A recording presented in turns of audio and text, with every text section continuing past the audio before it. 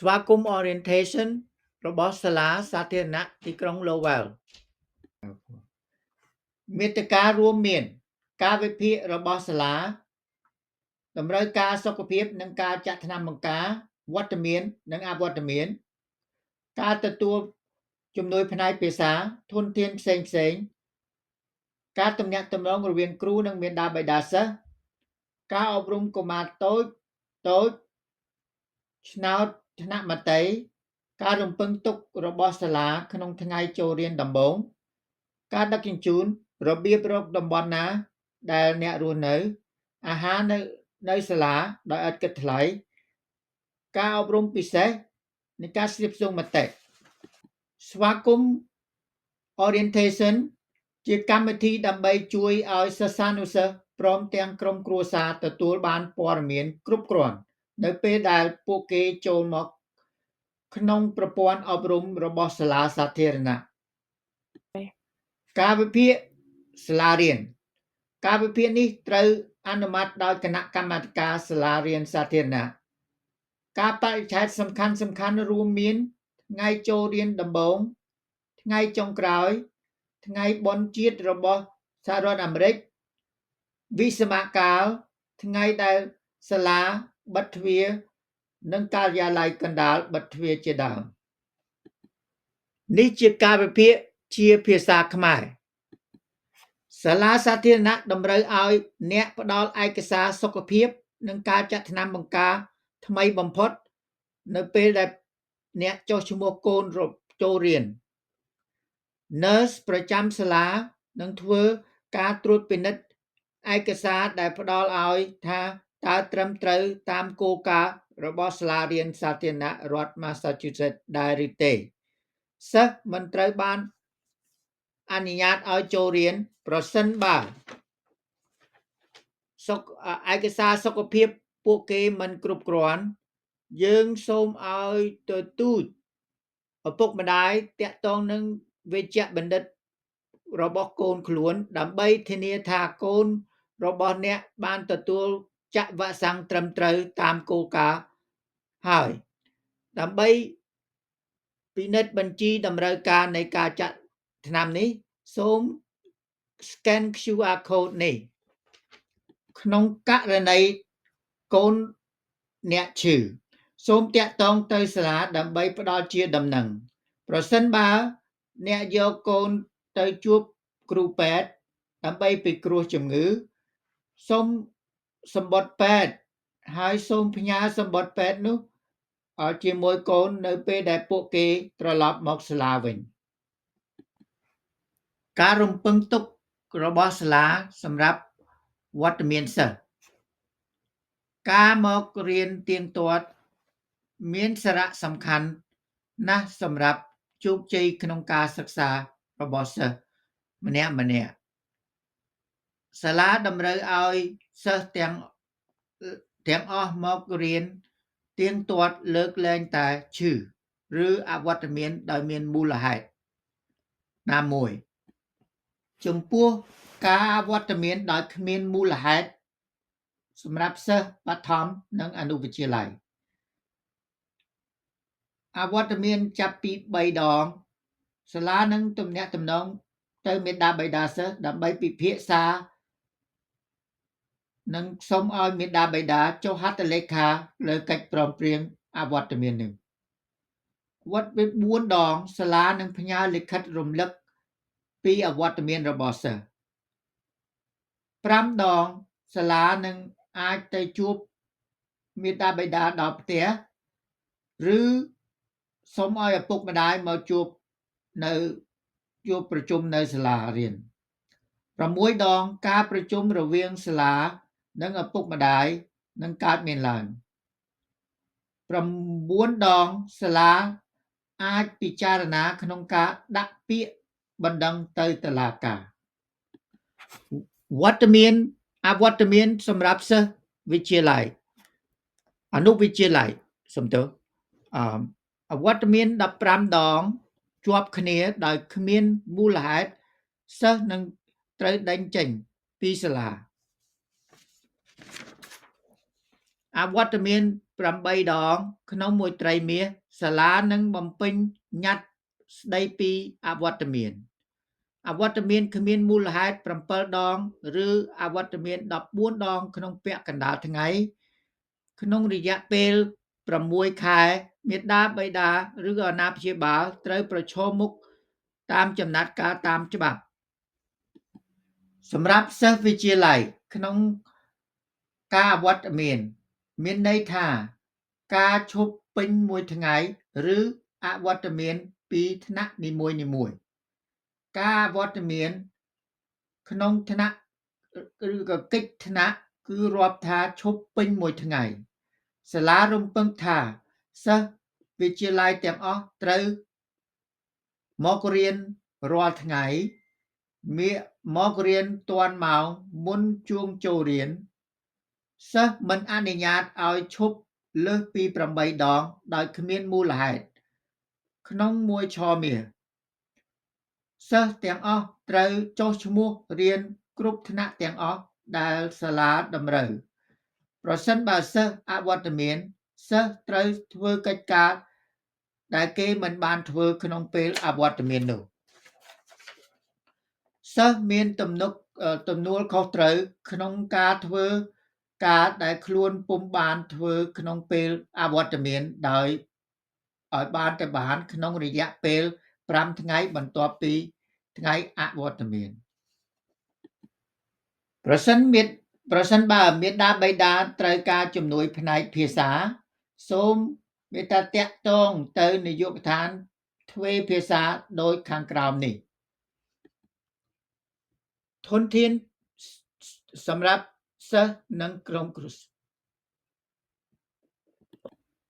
ធនធានភាសាសម្រាប់សិស្សនិងក្រុមគ្រួសារសាលាសាធារណៈលើកកម្ពស់ដល់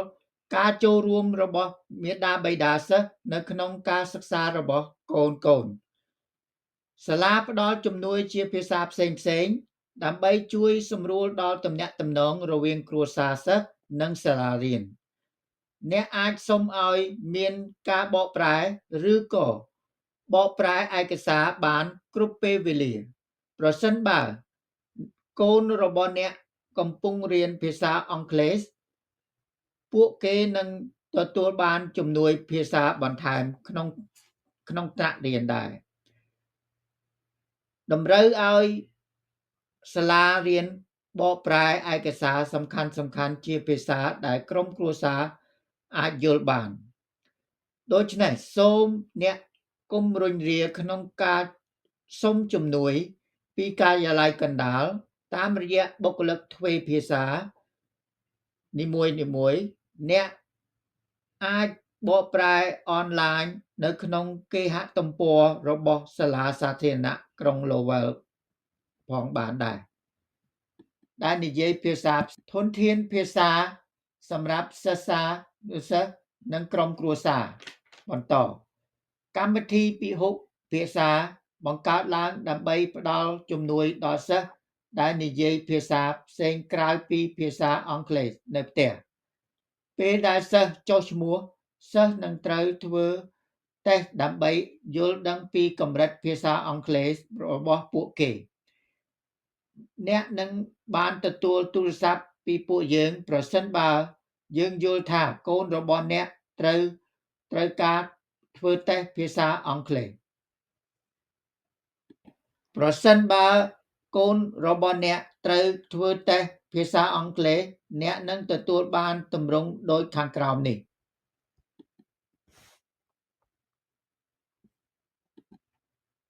ទំនាក់ទំនងរវាងផ្ទះនិងសាលារៀនមានកត្តាជាច្រើនដែលក្រុមគ្រួសារទទួលព័ត៌មានបានផ្សេងពីសាលារៀននីមួយប្រើ apps ខុសៗគ្នាដើម្បីទាក់ទងក្រុមគ្រួសាររបស់សិស្សដើម្បីជូនដំណឹងសំខាន់គេហទំព័រ apps របស់សាលានីមួយត្រូវប្រើប្រាស់ដើម្បីផ្ដល់ព័ត៌មានថ្មីព្រមទាំងការប្រកាសផ្សេងរបស់សាលាទំនាក់ទំនងតាមរយៈប្រព័ន្ធសង្គមជាមធ្យោបាយដ៏ល្អសម្រាប់ទទួលព័ត៌មានថ្មីពីសាលារៀនរបស់កូនអ្នកដែរ ប្រព័ន្ធ Aspen ជាប្រព័ន្ធគ្រប់គ្រងព័ត៌មានដែលមានការប្រើប្រាស់ដោយសាលារៀនសាធារណៈដើម្បីគ្រប់គ្រងព័ត៌មានសិស្សដែលនៅក្នុងនោះរួមមានអវត្តមានពិន្ទុកាលវិភាគ homework និងសារទំនាក់ទំនងរវាងគ្រូនិងមាតាបិតាសិស្សសូមកុំភ្លេចការប្រជុំគ្រូនិងមាតាបិតាសិស្សជាឱកាសសម្រាប់ឲ្យអ្នកទទួលព័ត៌មានស្ដីពីការរៀនសូត្ររបស់កូនអ្នកពួកយើងជំរុញឲ្យក្រុមគ្រួសារចូលរួមជាមួយក្រុមដូចតទៅ PTA សមាគមមាតាបិតានិងគ្រូបង្រៀន LPAC ក្រុមគ្រួសារមានកូនរៀនភាសាអង់គ្លេស SPAC ក្រុមគ្រួសារដែលមានកូននៅក្នុងកម្មវិធីអប់រំពិសេស SAC ក្រុមប្រឹក្សាពិគ្រោះយោបល់របស់សាលា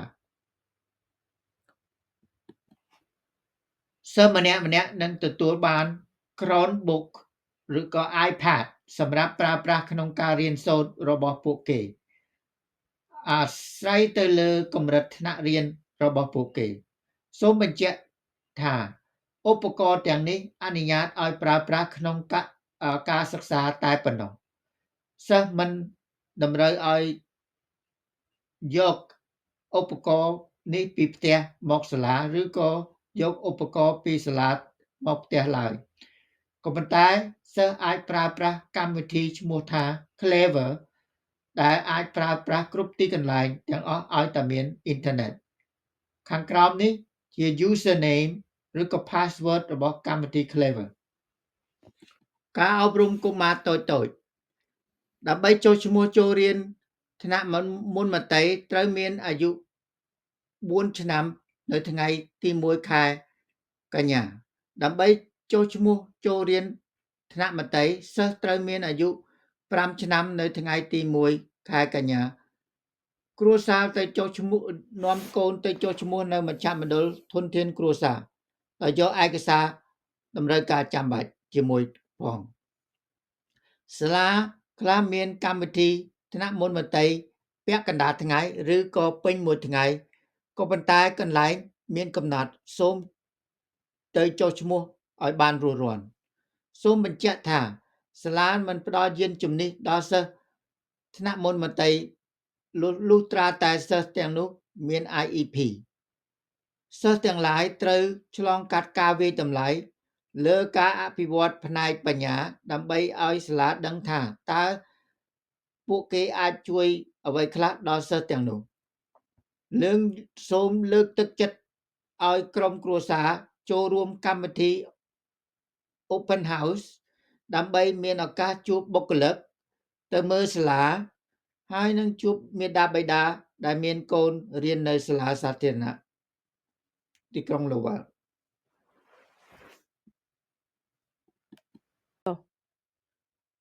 ព័ត៌មានសម្រាប់ថ្នាក់មុនមត្តេយ្យប៉ុណ្ណោះសាលារៀនសាធារណៈលើកទឹកចិត្តឲ្យមាតាបិតារួសរាន់ចុះឈ្មោះកូនចូលរៀនថ្នាក់មុនមត្តេយ្យព្រោះកន្លែងមានកំណត់ការចុះឈ្មោះចូលរៀនប្រព្រឹត្តទៅនៅខែកុម្ភៈវគ្គសិក្សាថ្នាក់មុនមត្តេយ្យមានពាក់កណ្ដាលថ្ងៃនិងពេញមួយថ្ងៃយោងទៅតាមសាលាមួយចំនួនក្នុងតំបន់ដោយសារតែកន្លែងមានកំណត់សាលារៀនសាធារណៈនឹងធ្វើការចាប់ឆ្នោតការចាប់ឆ្នោតសម្រាប់សិស្សថ្នាក់មុនមត្តេយ្យប្រព្រឹត្តទៅនៅថ្ងៃទី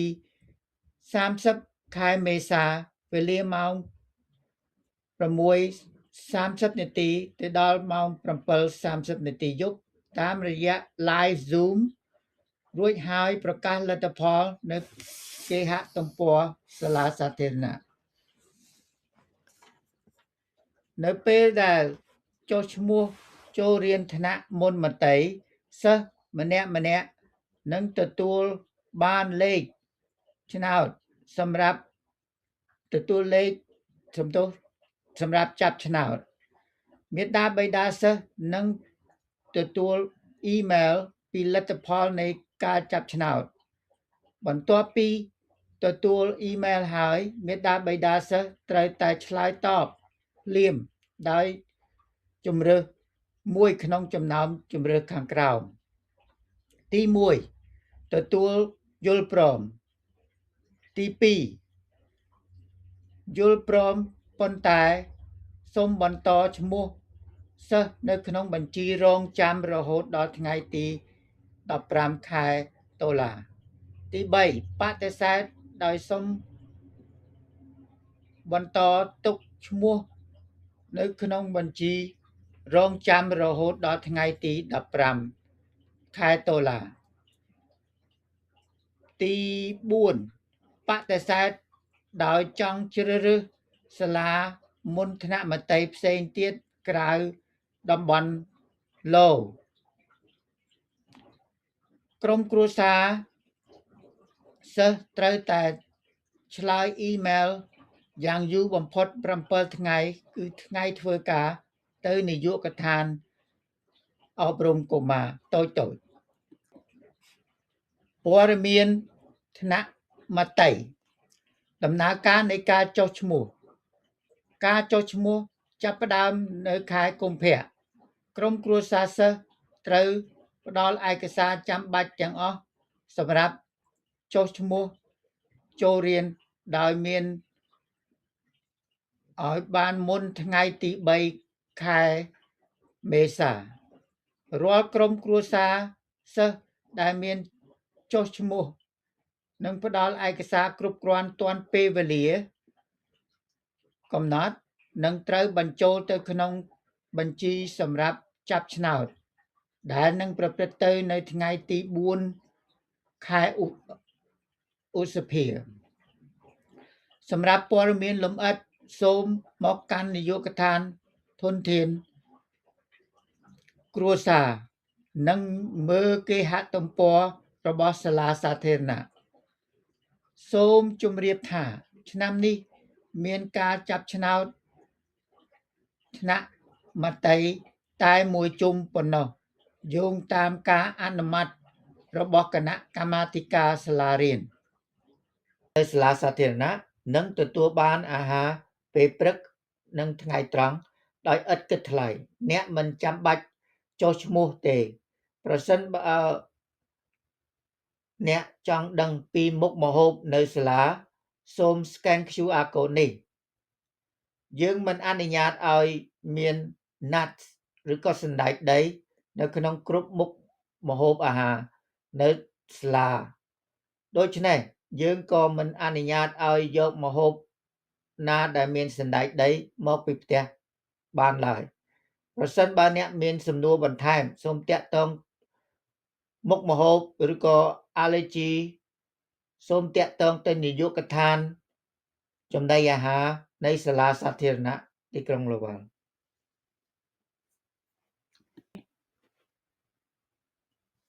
សិស្សពីថ្នាក់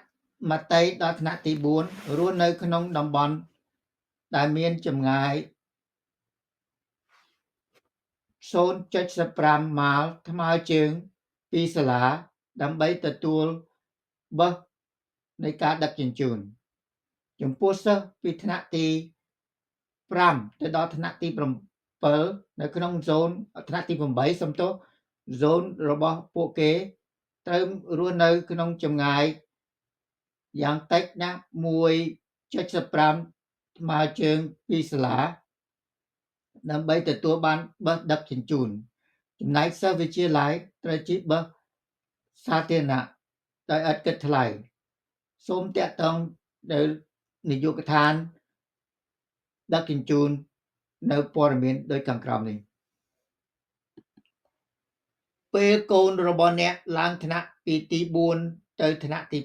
5គឺមានន័យថាពួកគាត់ចេញពីសាលាបឋមសិក្សាទៅមធ្យមសិក្សាហើយពេលនោះអ្នកត្រូវបំពេញសំណុំបែបបទសុំប័ណ្ណដឹកជញ្ជូនថ្មីទៀតប្រសិនបើអ្នកប្តូរអាស្រ័យដ្ឋានអ្នកត្រូវ ទៅមជ្ឈមណ្ឌលធនធានគ្រួសារដោយយកភស្តុតាងនៃការបដូរអាស័យដ្ឋានថ្មីនេះដើម្បីឲ្យពួកគេស្នើសុំប័ណ្ណដឹកជញ្ជូនថ្មីម្ដងទៀតចំពោះសិស្សពីថ្នាក់មត្តេយ្យដល់ថ្នាក់ទី1ត្រូវតែមានមនុស្សពេញវ័យនៅរងចាំនៅកន្លែង bus stop ប្រសិនបើអ្នកបើកឡានមិនឃើញមនុស្សពេញវ័យនៅរងចាំនៅកន្លែង bus stop នោះទេគេមិនអនុញ្ញាតឲ្យកូនរបស់អ្នកចុះពីឡានឡើយប្រសិនបើហើយគេនឹងយកកូនរបស់អ្នកទៅសាលាបឋមសិក្សា Moody នៅផ្លូវ Roger Street ដើម្បីដឹងថាអ្នកនៅក្នុង zone ណានៃសាលារៀនសាធារណៈសូមអ្នកធ្វើតាមវិធីដូចខាងក្រោមចូលទៅ Google វាយអក្សរ School Selection Law Public Schools ជំហានទី2ចុចលើ School Selection Law Public Schools ជំហានទី3វាយអាស័យដ្ឋានរបស់អ្នកដើម្បីដឹងថាអ្នកនៅក្នុងរស់នៅក្នុង zone ណាហើយសាលាណាដែលនៅក្នុង zone នោះនេះជាផែនទីបញ្ជាក់ពីសាលានៅក្នុងតំបន់ផ្សេងៗគ្នាពណ៌ផ្កាឈូកគឺនៅតំបន់ទី1សាលានៅក្នុងតំបន់ទី1ពណ៌ប្រផេះគឺសាលានៅតំបន់ទី2ហើយក៏មានសាលាទូទាំងក្រុងដែរដែលពលរដ្ឋដែលរស់នៅតំបន់ណាក៏អាចចុះឈ្មោះកូននៅសាលាទូទាំងក្រុងទាំងអស់បាទការអប់រំពិសេសត្រូវបានបង្កើតឡើងដើម្បីផ្ដល់ជំនួយពិសេសសម្រាប់សិស្សានុសិស្សដែលត្រូវការជំនួយពិសេសបន្ថែមជំនួយទាំងនោះសុទ្ធតែចែង